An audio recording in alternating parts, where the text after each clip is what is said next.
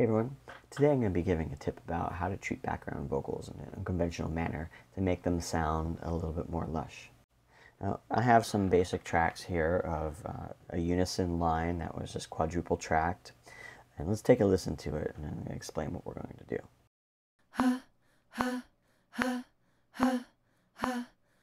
Hear that there's a quarter note pattern happening right there, right? Okay, so it's quadrupled, and that's okay. This is not EQ'd or processed at all yet, but I still know that I'm going to want it to kind of have a little more vibe to it. So here's what I'm going to do. Open the mixer here, and I'm going to take these 4 tracks that the vocals are laid out on, and I'm going to route them to bus 1. Okay, now on bus 1, I have set up Echoboy from SoundToys. I've chosen a Echoplex sound in the style. Now over here, I picked a quarter note repeat because the background vocal part is singing on the quarter note. And what I want to do is I just want it to build upon itself. So I've chosen that, and I've adjusted the feedback because I want it to kind of repeat quite a bit. You also notice on the channel strip I have this radiator plugin, which is also from SoundToys, and I'm basically using it to just add a little bit more sparkle or a little bit more air to the track. It's very subtle. Okay, so at the bottom of bus 1, I am routing the output. That's going to go to bus 2. See it here? And I've created a new track over here, which I've called Tape Vox, and I've set the input to bus 2.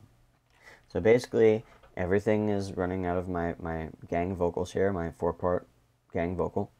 It's going to go in to bus 1, go through the tape delay, and it's going to come out of there, and it's going to get recorded onto this tape track I created.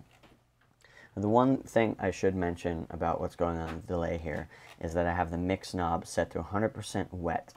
And this is so I don't want to hear the dry and the wet combined. I just want it to be 100% affected, which you'll understand why later.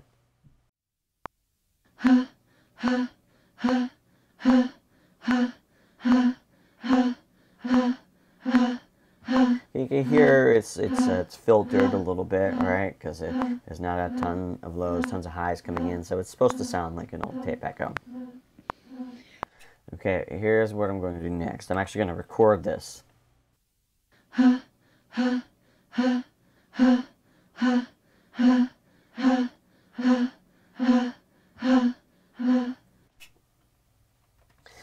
Okay, let's take this off here. Let's go back to the mixing. And we're going to select this output, and we're going to send this back to our stereo output. Okay, now, obviously, we see here, these are actually recorded pretty weak. You're going to see that they don't line up because it took a little while for the plugin the delay to react. So what I'm going to do is I'm going to drag it back.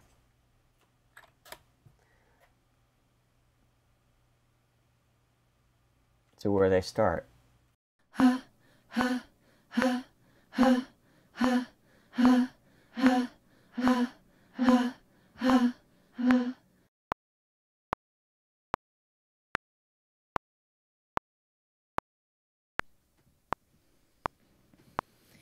You see I'm lining it up a little bit just so that they're pretty much in time with one another.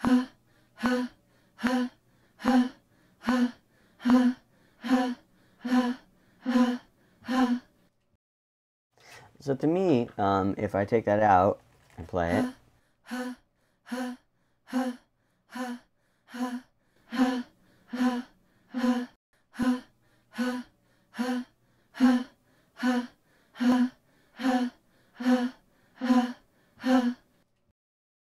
it just has a little bit more vibe to it.